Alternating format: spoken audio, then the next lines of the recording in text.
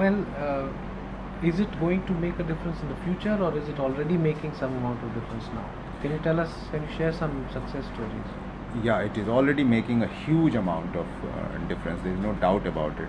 But the reason I'm saying it is going to is because of in India, of a country of 1.2 billion, nothing makes an impact unless it is in millions, you know. So and incidentally, internet itself is only 120 million or 130 million, you know. And if you go in absolute term, it may not be even 5% of the country in absolute term. Because they also count those connectivity who use internet once in a year or twice in a year, which is like as good as using nothing, you know. Right. If my father sits twice in a year to do a chat with my brother abroad, that's not really a thing that you can count. So internet itself by number itself hasn't reached to that scale at all, you know. But I feel that it's going to be geometrically increasing very soon, and has been through mobile. But giving you an example, I can give you a personal example of our own projects that we do in remote areas. We work in several areas where we also been experimenting with wireless broadband connectivity. With cheap and economical devices using unlicensed band, and reaching to those areas where no feasibility of any connectivity is available so far. And these are the areas of tribal regions in Bara districts in Rajasthan, Guna districts, you know, Guna is a tribal district, in Chanderi, which is a municipality in Ashoknagar district in Madhya Pradesh, where all the weavers live, Chanderi saris, and in Meghalaya also, where the Garo tribes are there, and recently in Tripura, and earlier in other areas of Tilonia village in Rajasthan. Many places we have done. But telling a story of how broadband internet can make a difference is from three locations very, very significantly. One is in Bara districts, where we have connected as far distance from each point is 40 kilometers and 50 kilometers. We have connected with line of sight, with proper regulation, you know. We use unlicensed band, we have used that one. We have used towers, which is in without taking a license, you can make a tower of 5 meters from the base, whatever is your base. But in some cases where we didn't have base, we have taken a special permission like SACPA clearance and all those things. And we have connected, and after connecting, you won't believe how much the excitement we could see among the tribals who had never seen books, who had never seen computers, who had never seen anything. They are now audio-visually doing at least two things very effectively. One is telehealth, very effectively. The doctors from the district headquarters can seize them on Skype calls.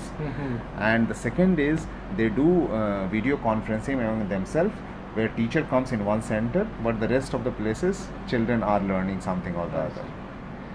Yeah, and the third thing is that using a lot of YouTube content, audio-visual content. And they use it on the mobile device, on the handphone? No, so we have created a center for them. Okay. We have created a captive center where they come, because video conferencing effectively may not be possible on mobile, because although the entire area is Wi-Fi, but that doesn't mean that you go and you switch on your mobile and you have a Wi-Fi showing, and then you click a button and get connected. You need to have a password, username, and all that. And that culture comes only after you have been using for a while. Yeah. You know. So at the moment there are few centers that we have created, about 10 to 12 centers, and they all are connected. And some of the centers are as far as 40 to 50 kilometers from each other, and very, very happy. Similarly, in Guna district, mostly in the tribal areas, we are experimenting how the viability of rural ISP, because there is hardly any rural ISP in the country. There is none. There is one Air Jaldi, and perhaps we are the second one. I see. Yeah, the serious rural ISP, I would say, who is only interested in giving connectivity in remote areas, villages. Is there a license for a rural ISP? No, so I think there is only 3 levels of licensing. The PAN nation, in the sense that all India, state level and district level. I see. So district level is the cheapest, but then you can't operate more than a district. Right. And if you go operate more than a district, then you might as well take the entire state, or you might as well take the entire nation. But what we have been doing is that we are taking a lease line from an ISP.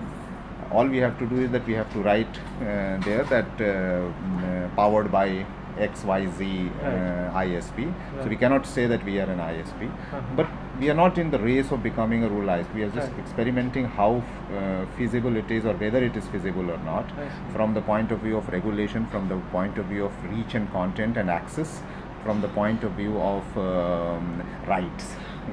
Because unless you have access to information, you can't exercise your rights also.